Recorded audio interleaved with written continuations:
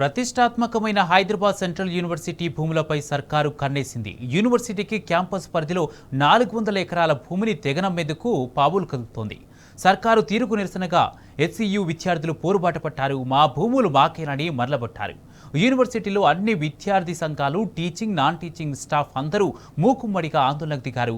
ఇదేమి రాజ్యం, దోపిడీ రాజ్యం, దొంగల రాజ్యం అంటూ నినాదాలతో హెచ్సియు దద్దరిల్లింది. ప్రభుత్వం నిర్ణయాన్ని వెనక్కి తీసుకోకపోతే సెక్రటరియట్ను ముట్టడిస్తామని విద్యార్థి నాయకులు హెచ్చరిస్తున్నారు. మరింత సమాచారాన్ని మా ప్రతినిధి రంజిత్ అందిస్తారు.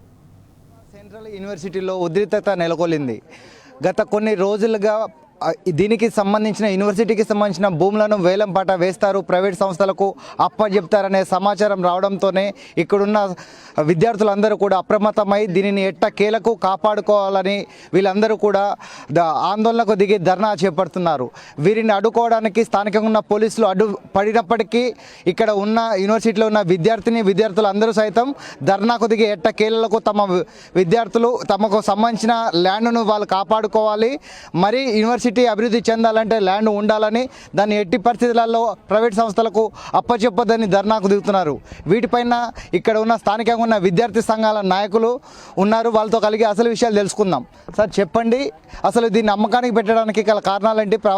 ప్రైవేటు సంస్థలకు అప్పచెప్తున్నాను అంటున్నారు, దానిపైన వచ్చేసి మీ ఉద్దేశం ఏంటిది? తెలంగాణ గవర్నమెంట్ విచ్చలవిడిగా పథకాలు ప్రకటించింది, కానీ ఖజానా చూస్తే ₹1 లేదు. కావున ఈ భూమి ఏదైతే మా యూనివర్సిటీ భూమిని 400 ఎకరాలని వేలం వేస్తే 25,000 కోట్లు వస్తాయి. ఆ డబ్బుతో ఆ పథకాలకు డైవర్ట్ చేయాలనేసి వేలంపాట పెట్టారు.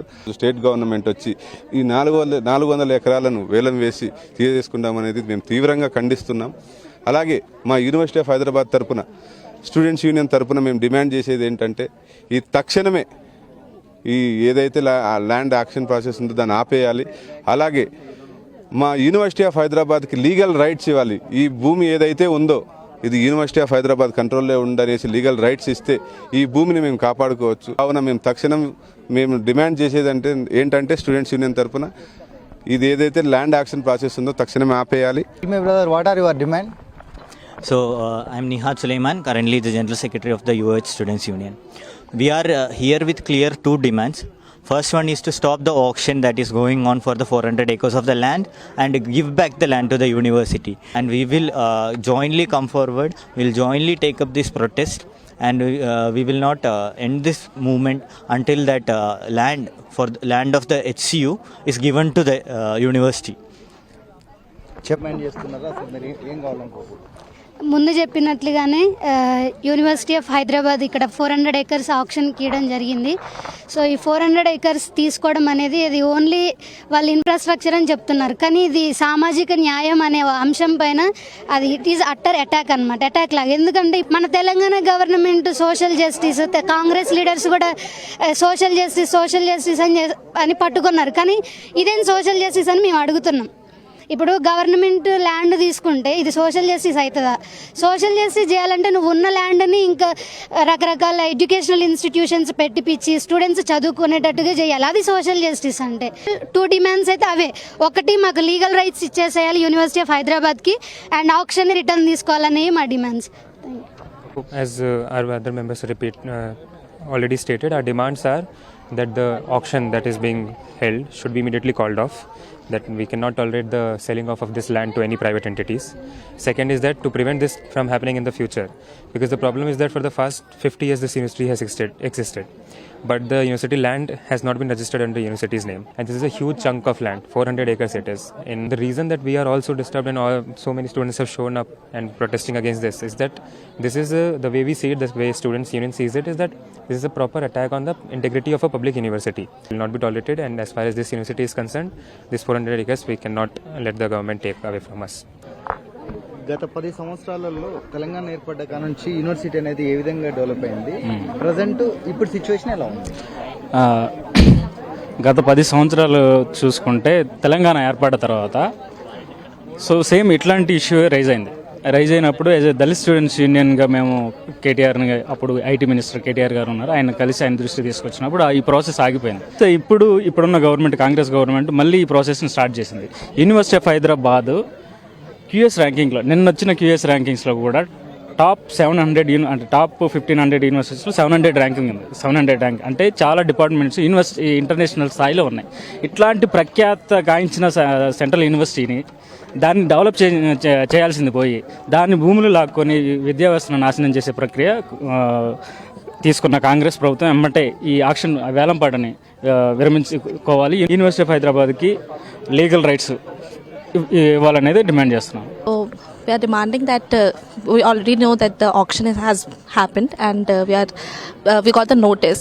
But the thing is, the land here was had much more trees, and it has been going on for a while. They have cleared the ground right now, and that the auction has happened. But we are demanding that the notice should be taken back.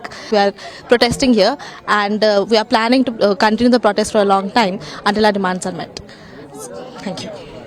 Congress-led Telangana states move to actually auction the 400 acres of land of our campus in University of Hyderabad should be seen as a betrayal to the public education and also this environment that we have in our university, because this 400 acre we are talking about is a place that includes the Peacock Lake, the Buffalo Lake and the Mushroom Rock inside the campus, which got immense and which is culturally, academically and environmentally very significant to the stakeholders, that is the students and the university administration, and we demand the administration to publicly oppose whatever happening and also the government to stop the auction.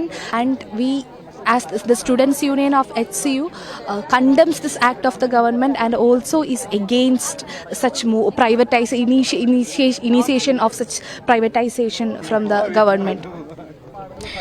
What we want is for the auction process on the university land to stop almost immediately, and we would also like legal rights as well, as in legal rights of this land to the University of Hyderabad. So that is what we are demanding at today's protest from the Telangana government. మన campus అంటే ఒక greenery campus.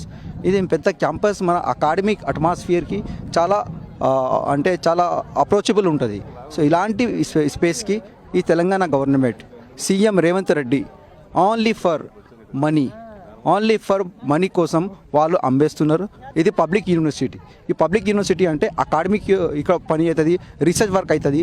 అలాంటి స్పేసెస్లో వచ్చి వాళ్ళు business చేయడానికి దొంగల ఎవరు బయట ఉంటారు వీళ్ళు అంటే ల్యాండ్ గ్రాబర్లు, అలాంటి ఈ స్టేట్ గవర్నమెంట్ ఈ సీఎం ఈ మన ల్యాండ్ తీసుకొని ఇలా ట్రై చేస్తుంది. అందరం మేము ముందుకు వచ్చి ఇక్కడ పోరాడుతున్నాం. ఈ పోరాటాలు ఇక్కడే ఎండ్ కాదు, ఈ పోరాటాలు లాస్ట్ వరకు మేము పోరాడతాం. ఇక్కడ లేకపోతే మేము బయటకి వస్తాం, ఇక్కడ రాకపోతే మేము చలో సెక్రటరీ కాల్ ఇస్తాం.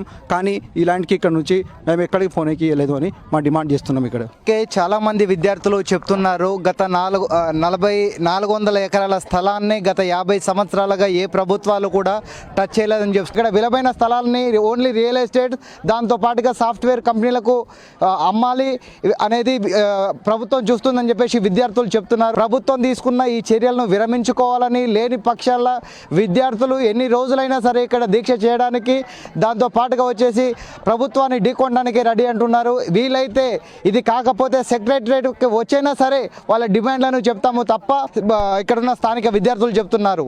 కెమెరామెన్ కృష్ణతో రంజిత్, టీ న్యూస్, హైదరాబాద్.